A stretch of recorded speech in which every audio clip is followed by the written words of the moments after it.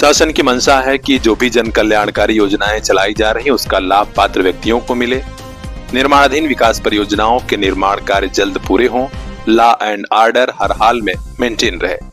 इसके लिए सभी जिलों में नोडल अफसर तैनात किए गए हैं। आजमगढ़ के नोडल अफसर हैं वरिष्ठ आईएएस अधिकारी और सचिव सिंचाई एवं जल संसाधन विभाग श्री जीएस नवीन कुमार।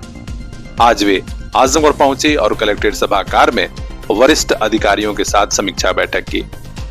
सबसे पहले मुख्यमंत्री युवा उद्यमी विकास योजना की समीक्षा हुई, जिसमें कहा गया कि युवा उद्यमियों के लिए जो भी ऋण स्वीकृत की प्रक्रिया है उसे जल्द से जल्द पूरा कराया जाए। बैंक लापरवाही ना करें और जो भी आवेदन है उन्हें स्वीकृत कराया जाए। इसके अलावा नहरों की साफ सफाई से लेकर टेल तक पानी पहुंचने का मुद्दा उठा। उन्होंने कहा कि अगर लापरवाही पाई गई तो अभियंता सस्पेंड होंगे।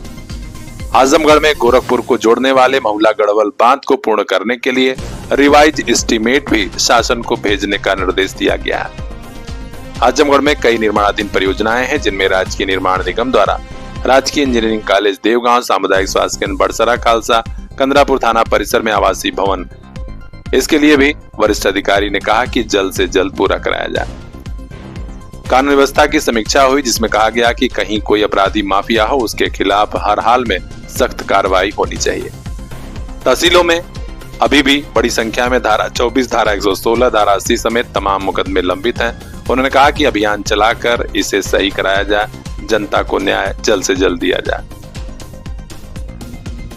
इस खास बैठक में खुद जिलाधिकारी नवनीत सिंह चहल, पुलिस अधीक्षक श्री हेमराज मीणा, मुख्य विकास अधिकारी श्री परीक्षित खटाना, मुख्य राजस्व अधिकारी विनय कुमार गुप्ता, अपर जिलाधिकारी प्रशासन राहुल विश्वकर्मा, सीएमओ डॉक्टर अशोक कुमार समेत वरिष्ठ अधिकारी मौजूद रहे। तो खास खबरों के लिए बने रहिए हमारे साथ, देखते रहिए PR India news.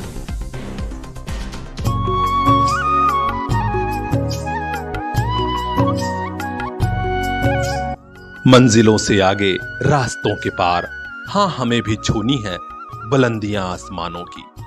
CPS group of schools Azamgarh से लेकर भिवंडी तक गार्जियंस के दिल में बसा। Admission open for class nursery to class 9th and 11th।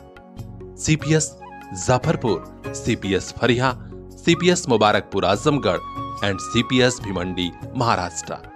Contact 8090620567।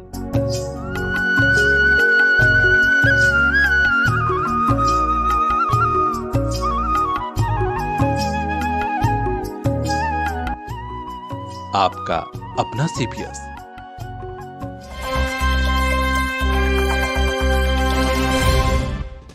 Azamgarh में भी देसी मदिरा और अंग्रेजी शराब की दुकानों के लाइसेंस आवंटन की प्रक्रिया शुरू हो गई है। लॉटरी के जरिए आज आवंटन प्रक्रिया पूरी कराई गई। हरियौत कला केंद्र में हुई इस प्रक्रिया में जिलाधिकारी नवनीत सिंह चहल समेत कई प्रशासनिक अफसर भी मौजूद रहे और सब कुछ नियम कानून के दायरे में हुआ।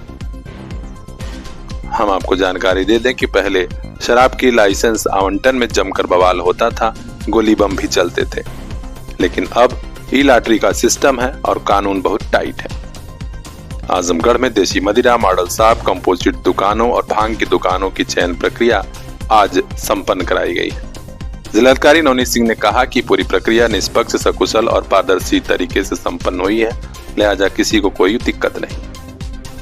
इस अवसर पर अपर जिलाधिकारी प्रशासन Shri Rahul Vishwakarma, joint magistrate Shri Sunil Kumar धनवंता, COCT मुख्य कोषाधिकारी श्री अनुराग श्रीवास्तव समेत कई अफसर मौजूद थे।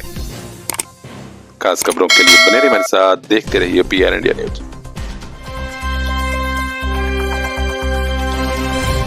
तेज रफ्तार ट्रक चालक जाने किस जल्दी में था कि साइकिल से जा रहे 2 बच्चों को टक्कर मारी और फरार हो गया। इस हृदय विदारक सड़क हादसे में दोनों बच्चों की मौत हो गई है। परिवार में कोहराम मचा हुआ है। रोड एक्सीडेंट हुआ है आजमगढ़ में सिदारी थाना क्षेत्र के सरफुद्दीनपुर मोहल्ले में। जानकारी मिली है कि देर शाम तेज रफ्तार ट्रक साइकिल से जा रहे दोनों बच्चों को टक्कर मारा। 9 वर्षीय अंकित यादव की मौके पर ही मौत हो गई, जबकि 12 वर्षीय अर्पित सिंह गंभीर रूप से घायल हुआ। उसे अस्पताल ले जाया गया, लेकिन वहीं मौत हो गई। दोनों बच्चे देवगांव के रहने वाले हैं और इस समय सरफुद्दीनपुर में परिवार के साथ रह रहे थे। इस दुर्घटना के बाद दोनों बच्चों के परिवार में कोहराम मचा हुआ है।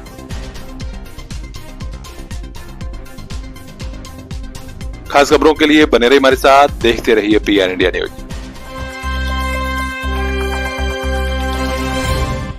वजह क्या थी किसी को नहीं मालूम, लेकिन कोतवाली परिसर में दरोगा का शव उनके आवास में फंदे से लटकता हुआ पाया गया।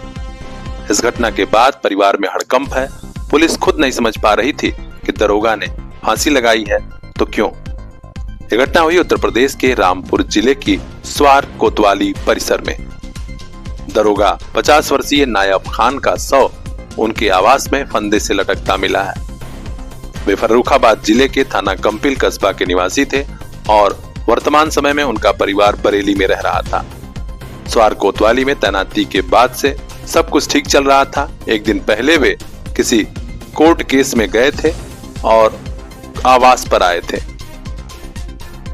अब उन्होंने जान दी है या फिर मौत किस कारण हुई, इसका पता पुलिस और पोस्टमार्टम की रिपोर्ट में चलेगा। परिवार वालों ने पूरे प्रकरण के छानबीन की मांग की है।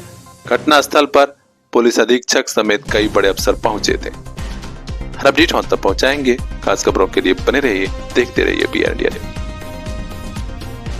वो स्कूल जहां जिंदगी मुस्कुराए, लिटिल फ्लावर नर्सरी स्कूल, नई कॉलोनी, पटखौली, आजमगढ़। हमें खुशी है और बढ़ा है गार्जियंस का भरोसा। इस बार नर्सरी से 8वीं क्लास तक एडमिशन शुरू। स्मार्ट क्लासरूम, खेल खेल में पढ़ाई और हाँ, 2 बच्चों के एडमिशन पर तीसरे बच्चे का प्रवेश निःशुल्क। लिटिल फ्लावर नर्सरी स्कूल, नई colony, Patkhauli, Azamgarh. Contact number 9452403857।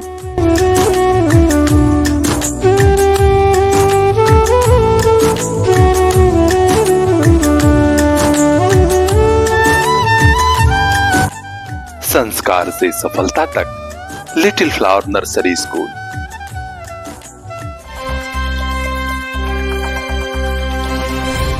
ग्रामीण क्षेत्र की महिलाओं का आर्थिक स्तर सुधारने के लिए सरकार तो प्रयासरत है ही, कुछ प्राइवेट कंपनियां भी इसके लिए आगे आई हैं। आज आजमगढ़ में महाराजगंज ब्लॉक के सभागार में एक सखी मिलन समारोह हुआ, जिसमें BC सखियों को बुलाया गया था। ग्रामीण क्षेत्र से आई इन महिलाओं को संस्था के अधिकारियों ने बताया कि हाँ, कैसे आप संस्था से जुड़कर अपना आर्थिक स्तर सुधार सकते हैं।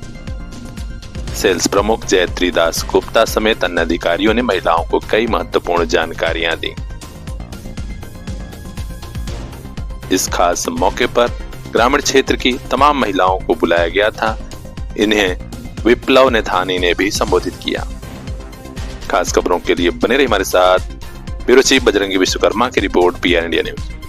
मैम, आज महाराजगंज ब्लॉक परिसर में सखी मिलन कार्यक्रम का आयोजन आप लोगों के द्वारा किया गया है। इसका मुख्य उद्देश्य क्या है? तो देखिए, भारत की जो महिलाएं हैं वो हमारे 50% जो देश का नागरिक है वो महिलाएं हैं, और जब तक महिलाएं आगे नहीं बढ़ पाएगी तब तक भारत सही मामले में आगे नहीं बढ़ पाएगा। तो महिला स्वरोजगार में हम पिछले 5 साल से काम कर रहे हैं, और आज जो महिलाएं आप इधर देख रहे हो वो सारे हमारे डिजिटल नारी इनिशिएटिव का एक हिस्सा है। वो हमारे साथ जुड़ के अपने एरिया का बैंकिंग दीदी बनकर आज तक अपने क्षेत्र में बैंकिंग सर्विस दिला के खुद के लिए रोजगार करती थी, और साथ में अपने क्षेत्र में वित्तीय समावेशन के काम पे भी उनका बहुत महत्वपूर्ण हाथ रहा है। पर हमें ये 5 साल में ये भी रियलाइज़ हुआ है कि महिलाओं को जो ये व्यवसाय है उसको अगर और वायबल करना है तो हमें उनके पास और सर्विसेज दिलाना होगा, ताकि वो बाकी सर्विसेज से भी छोटे छोटे इनकम कमाना शुरू कर सकते।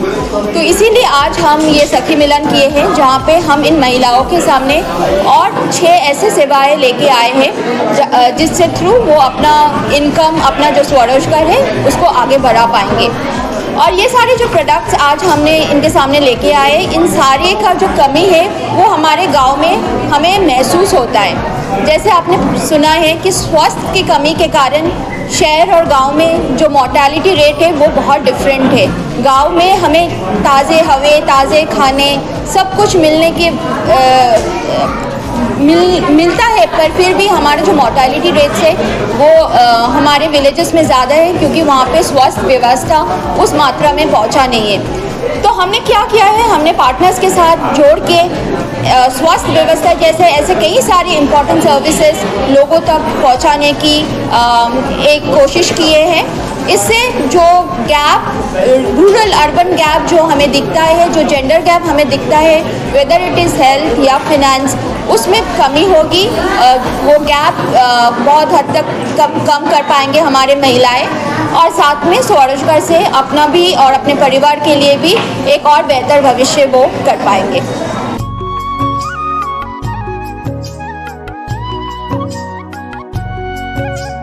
मंजिलों से आगे रास्तों के पार, हाँ हमें भी छूनी है बुलंदियां आसमानों की। CPS group of schools Azamgarh से लेकर भिवंडी तक गार्जियंस के दिल में बसा।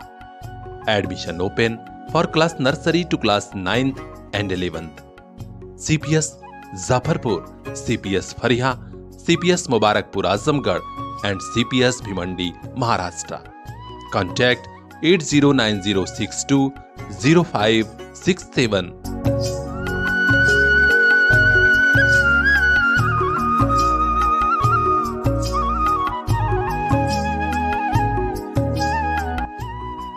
आपका अपना सीपीएस।